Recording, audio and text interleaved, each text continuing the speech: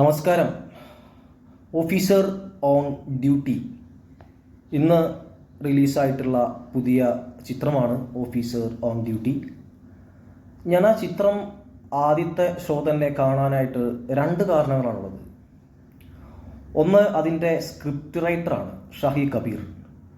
നമുക്കറിയാം, ഒരുപാട് മികച്ച ബ്ലോക്ക് ബസ്റ്റർ സിനിമകൾ മാത്രം ചെയ്യുന്ന ഗംഭീര റൈറ്ററാണ് ഷാഹി കബീർ എന്ന് പറയുന്നത്. ഇലവേള പൂഞ്ചിറയും ജോസഫും നായാട്ടും ഈ മൂന്നും ബ്ലോക്ക് ബസ്റ്റർ സിനിമയുടെ ഒരു റൈറ്ററാണ് ഷാഹി കബീർ. അദ്ദേഹത്തിൻ്റെ പരിപാടി നമ്മൾ കണ്ടതാണ്. വളരെ സ്ക്രിപ്റ്റിലൊക്കെ വളരെ ഒരു മൈക്രോ സ്റ്റഡി നടത്തുന്ന ഒരു റൈറ്ററാണ് ഷാഹി കബീർ എന്നാണ് എനിക്ക് തോന്നിയിട്ടുള്ളത്. കാരണം ഒരു സ്ക്രിപ്റ്റ് എഴുതുക എന്ന് പറയുന്നത് പലർക്കും പറ്റും. മീൻസ് നമുക്ക് ആ ഒരു കമ്പമുള്ളവന് ഒരു കഥ എഴുതാം. പക്ഷേ ആ കഥയെ തിരക്കഥയാക്കുന്നു, പിന്നീട് ആ തിരക്കഥയെ സംഭാഷണമാക്കി മാറ്റുന്നു. ഇതൊന്നും അത്ര എളുപ്പമുള്ളൊരു പരിപാടിയല്ല. വളരെ ഒരു മൈക്രോ സ്റ്റഡി നടത്തേണ്ട ഒരു പരിപാടിയാണ്. കാരണം അദ്ദേഹം എടുത്തു വെച്ചിട്ടുള്ള ഈ 3 ചിത്രങ്ങളൊക്കെ തന്നെ അതിലുള്ള സംഭാഷണം നമുക്ക് ആ സിനിമ കണ്ടാൽ മനസ്സിലാവും. അതിലെ ഓരോ ഡയലോഗ്സും അതിന് ഡെലിവറി എല്ലാം അതിലൊന്നും യാതൊരു വിധത്തിലും ഒരു സാമ്യം തോന്നിക്കാത്ത രീതിയിലുള്ള ഗംഭീരമായിട്ടുള്ള സ്ക്രിപ്റ്റാണ്, ഗംഭീര മെസ്സേജുള്ള ഒരു സ്ക്രിപ്റ്റാണ് ഷാഹി കബീറിൻ്റെ ഓഫീസർ ഓൺ ഡ്യൂട്ടി. അതിഗംഭീരം, ഒരു രക്ഷയില്ല.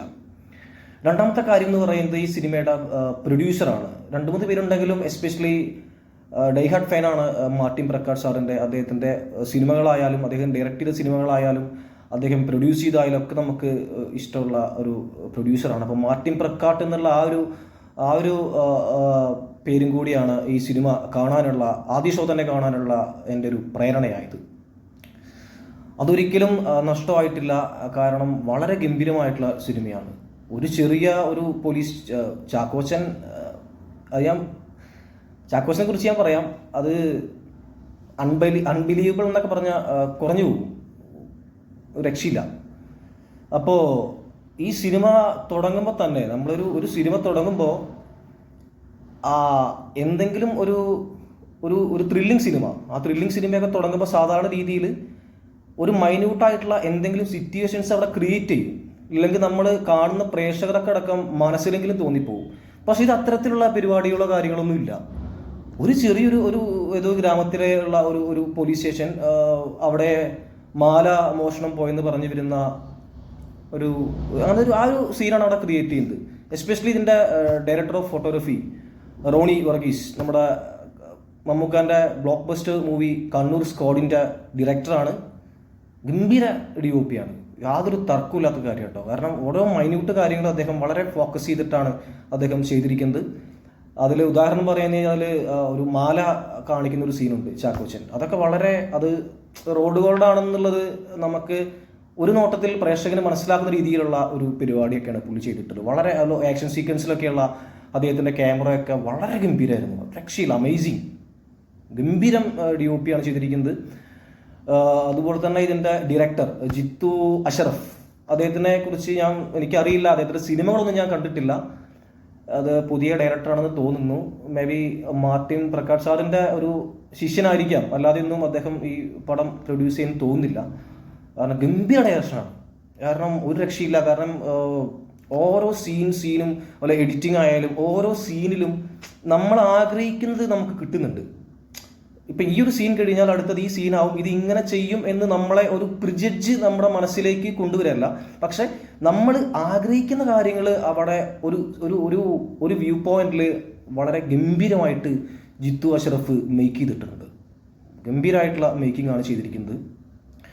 അതുപോലെ തന്നെ ഇതിൻ്റെ ബോൺ എന്ന് പറയുന്നത് നമ്മുടെ പ്രിയപ്പെട്ട ചാക്കോച്ചൻ. ഞാൻ പലപ്പോഴുമായിട്ട് അദ്ദേഹത്തിൻ്റെ സിനിമകളെ അങ്ങനെ വല്ലാതെ എൻ്റർടൈൻമെൻറ്റ് ചെയ്യുന്ന ഒരാളല്ല.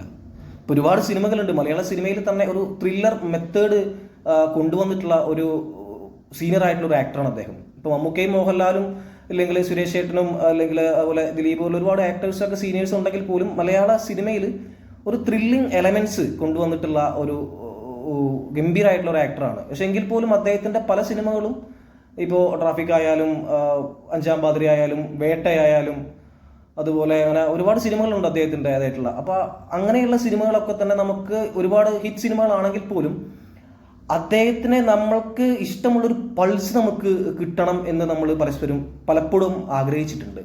ഈവൻ അഞ്ചാം പാതിര അടക്കം എസ് എ ഒരു രക്ഷയില്ല. ചാക്കോച്ചൻ്റെ ആദ്യ 50 കോടി സിനിമയാണ് അഞ്ചാം പാതിര.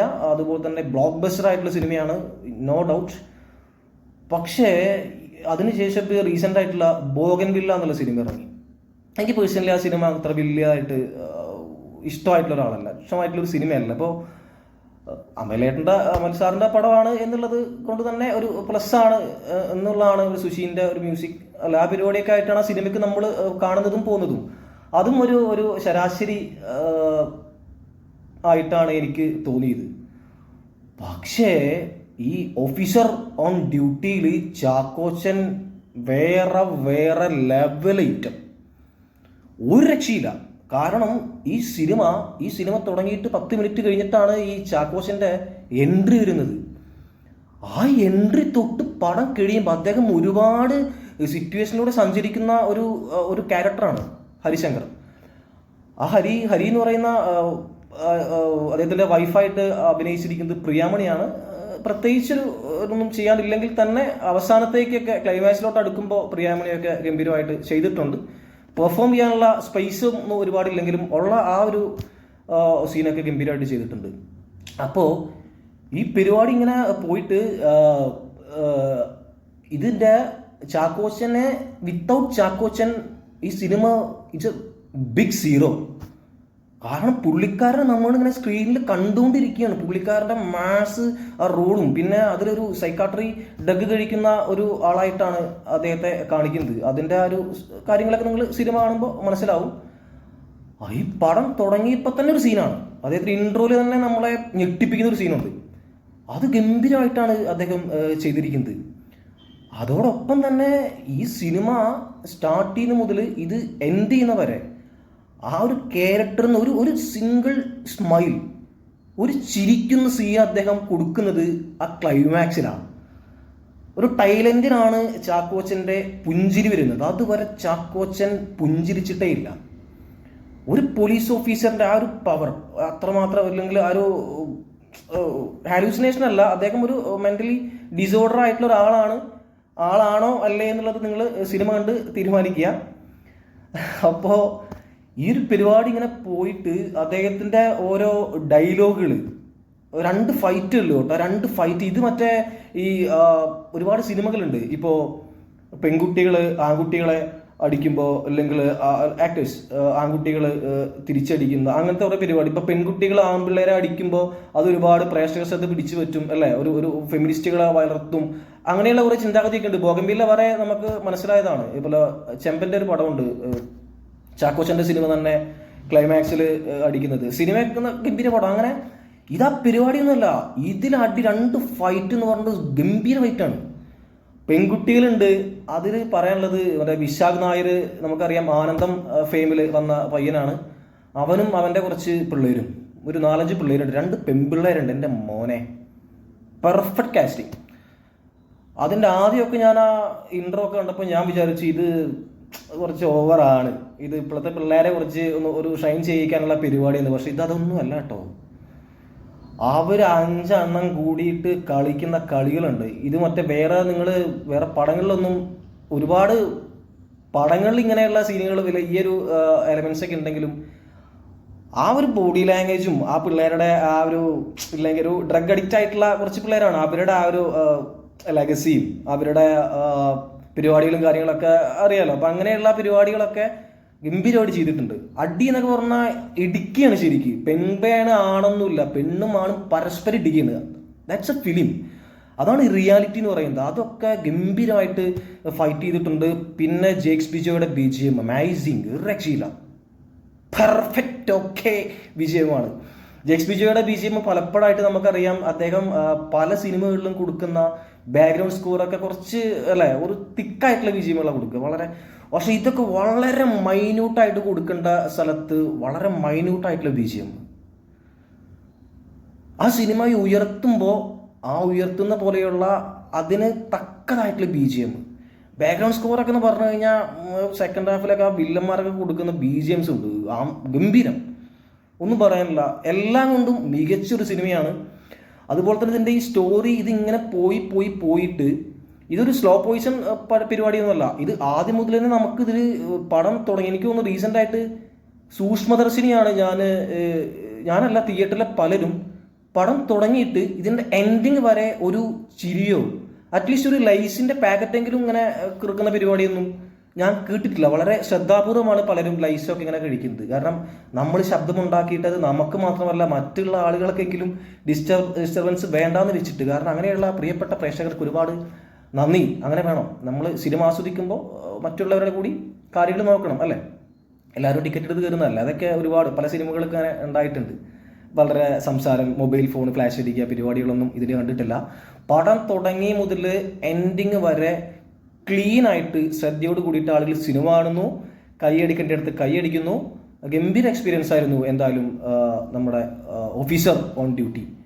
ചാക്കോച്ചൻ്റെ ഗംഭീരം. എഗെയിൻ ഐ എം സെയിങ്, ചാക്കോച്ചനെ ഈ കാണുന്ന ആക്ടറല്ല, എനിക്ക് തോന്നുന്നു നായാട്ടോ ഞാൻ നേരത്തെ പറഞ്ഞ പോലെ അങ്ങനത്തെയുള്ള പടങ്ങളൊന്നുമല്ല. ഇതിൽ പുള്ളിയുടെ എക്സ്ട്രാ ഓർഡിനറി പെർഫോമൻസ് ആണ്. അഞ്ചാം പാതിര എന്ന് പറയുന്ന പരിപാടി ഇനി എന്ന് പിന്നിലേക്ക് നീങ്ങാം. കാരണം അഞ്ചാം പാതിരയ്ക്ക് വിശ്രമിക്കാം. ഇനി ഓഫീസർ ഓൺ ഡ്യൂട്ടി ഉറപ്പായിട്ടും ഈ സിനിമ ശ്രദ്ധിക്കപ്പെടും എന്നുള്ളത് ഗ്യാരണ്ടിയാണ്. Without Chackochan again I saying big zero. Officer on duty big zero ആണ്. ചാക്കോച്ചനാണ് ഇതിൻ്റെ ഫസ്റ്റ് ബെസ്റ്റ് എന്ന് പറയുന്നത്. അദ്ദേഹത്തിൻ്റെ ഗംഭീര പെർഫോമൻസ്, ഷാഹിറിൻ്റെ കബീറിൻ്റെ ഗംഭീര സ്ക്രിപ്റ്റ്, 4ാമത്തെ മികച്ച സ്ക്രിപ്റ്റ്. എനിക്കത് മലയാളത്തിൽ ഏറ്റവും വിലപിടിപ്പുള്ള റൈറ്ററായിട്ട്, ത്രില്ലിംഗ് റൈറ്ററായിട്ട് ഷാഹി കബീർ മാറിക്കഴിഞ്ഞു. അദ്ദേഹത്തിന് എത്ര പ്രതിഫലം കൊടുത്താലും മാറില്ല. കാരണം ഇത്തരത്തിലുള്ള ത്രില്ലർ സിനിമകൾ എന്ന് പറയുന്നത് ഒരുപാട് സിനിമകളുണ്ട് അല്ലേ. ആഴ്ചയിൽ നമ്മൾ മോളിവുഡ് മാത്രമല്ല, ഈ സൗത്ത് ഇന്ത്യ മാത്രം മൊത്തം നോക്കിയാൽ തന്നെ വിത്തിൻ സെക്കൻഡ്സിലാണ് ഓരോ സ്ക്രിപ്റ്റുകളും ഇങ്ങനെ വന്നുകൊണ്ടിരിക്കുന്നത് പല ഭാഷകളിലൊക്കെ. പക്ഷേ ഈ പരിപാടി എന്ന് വെച്ച് കഴിഞ്ഞാൽ മെസ്സേജ് കാര്യങ്ങളൊക്കെ ഓക്കെ, പക്ഷെ ഒരു സ്ക്രിപ്റ്റ് എഴുതുമ്പോൾ അതിൽ കറക്റ്റായിട്ട് നമ്മളിങ്ങനെ ഇങ്ങനെ എഡിറ്റ് ചെയ്ത് ഇങ്ങനെ ടെക്ന്ന് വെച്ചിട്ടുണ്ടായിരിക്കും. അതായത് അൺനെസസറി ആയിട്ടുള്ള ഡയലോഗ്സുകൾ, സീനുകൾ, ഈ പരിപാടിയും ഒന്നും ഞാൻ കണ്ടിട്ടില്ല. എൻ്റെ പേഴ്സണൽ ഒപ്പീനിയൻ, ഈ സിനിമ ഗംഭീര സിനിമയാണ്, മസ്റ്റ് വാച്ച് ഇൻ തിയേറ്ററാണ്. നിങ്ങൾ ഫാമിലിയെ കാണാം. ഇത് ഇങ്ങനെ അഡോൾട്ടിൻ്റെ യാതൊരു പരിപാടിയില്ല. മസ്റ്റായിട്ടും നിങ്ങൾ വീട്ടുകാരെയും കുട്ടികളെയൊക്കെ കാണിക്കേണ്ട ഒരു സിനിമ കൂടിയാണിത്. കാരണം ഈ കാലഘട്ടത്തിലുള്ള ഒരുപാട് ബുദ്ധിമുട്ടുകൾ, ഇപ്പം ഈ കാലഘട്ടത്തിൽ യുവാക്കളുടെ ഇടയിലുള്ള ഈ ലഹരി ഉപയോഗത്തിൻ്റെയും അതിൽ നിന്നും പ്രേരണ ഉൾക്കൊണ്ട് നടത്തുന്ന അങ്ങനെ ഉള്ള പരിപാടികളൊക്കെ, അത് നിങ്ങൾ മറ്റ് സിനിമകളിൽ കണ്ട പോലെയുള്ള ആ ഒരു പരിപാടിയല്ല ഇത് കറക്റ്റായിട്ട് ഒരു ആർട്ടിഫിഷ്യാലിറ്റി ഒന്നുമല്ല. നടക്കുന്ന പല സ്ഥലങ്ങളിലും ബാംഗ്ലൂരൊക്കെ അതിൽ പറയുന്ന പോലെ കാണിക്കുന്ന പരിപാടികളാണ്. പിന്നെ ജഗദീഷ് ചേട്ടൻ ഒരു ക്യാരക്ടർ ചെയ്തിട്ടുണ്ട്, ചെറിയ ക്യാരക്ടറാണ്, പക്ഷേങ്കിലും അത് രസമായിട്ട് പുള്ളിക്കാരനെ അറിയാലോ, ഏത് വേഷമായാലും പുള്ളി അത് ഗംഭീരമാക്കും. ജഗദീഷ് ചേട്ടൻ ഗംഭീരമായിട്ട് ജഗദീഷ് ആള് ചെയ്തിട്ടുണ്ട്. പിന്നെ അതുപോലെ വില്ലനായിട്ടുള്ള വിശാഖ് നായരും ടീംസും പെർഫോം ചെയ്തിട്ടുണ്ട്. അങ്ങനെ പിന്നെ ഒരുപാട് ഗംഭീര ആക്ടേഴ്സ് ഒന്നും ഇല്ല ഇതിൽ കേട്ടോ. ഇതിൽ ഷാഹുൽ എന്ന് പറയുന്നൊരു പോലീസ് ഓഫീസറുണ്ട്, നമ്മുടെ ഹരിയുടെ ഫ്രണ്ട്, ചാക്കോച്ചൻ്റെ ഫ്രണ്ടായിട്ട്. ഞാൻ ഇവിടെ അധികം സിനിമകളിലൊന്നും കണ്ടിട്ട് വളരെ ക്ലീൻ പെർഫോമൻസാണ്, വളരെ രസമാണ് അറിയുക. അപ്പോൾ ഭയങ്കര നീറ്റായിട്ടുള്ള പെർഫോമൻസാണ്. വലിയ ആളോ ഒച്ചയോ ബഹളമൊന്നും ഇല്ലാത്ത ഒരു പെർഫോമൻസാണ് പുള്ളി ചെയ്തിരിക്കുന്നത്. പിന്നെ ഇതിലുള്ള ബാക്കി എല്ലാവരും തന്നെ അനാവശ്യമായിട്ടുള്ള സോങ്സുകളൊന്നും ഈ സിനിമയിലില്ല. ഒറ്റ സോങ്, 1-2 സോങ്സ് മാത്രമേ ഉള്ളൂ. ഒരു സോങ്ങാണ് എൻ്റെ ഓർമ്മയിൽ, ഒറ്റ സോങ് മാത്രമേ ഉള്ളൂ. പിന്നെ 2 ഫൈറ്റ്, അത് ഗംഭീരമായിട്ടുണ്ട്. Script it was amazing. Second time വാച്ചിന് ഉറപ്പായിട്ടും അർഹതയുള്ള സിനിമയാണ്.